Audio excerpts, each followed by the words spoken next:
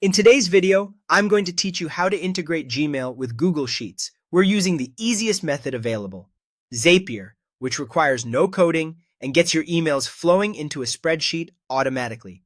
By the end, you'll have a simple automation where a new Gmail message can create a new row in Google Sheets, and you'll also see how you could flip it around so a new row can trigger an email. First, head to Zapier and open the Gmail plus Google Sheets integration page. This is where Zapier bundles the two apps so they can talk to each other. If you don't have a Zapier account, you can create one quickly.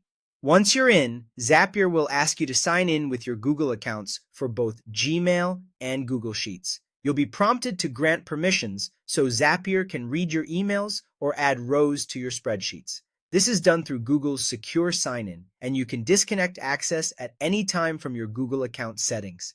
Next, choose your trigger. Select New Email in Gmail. The trigger is what starts the automation. Whenever a new email matches your criteria, Zapier will catch it. Zapier will guide you through choosing which mailbox or label to watch. If you want to keep things tidy, consider routing only certain emails, like those with a specific label, so your sheet doesn't fill with unrelated messages.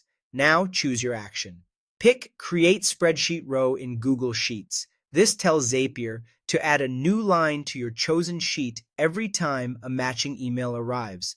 Before you proceed, it helps to have a Google Sheet ready with clear column headers such as date, from, subject, and snippet.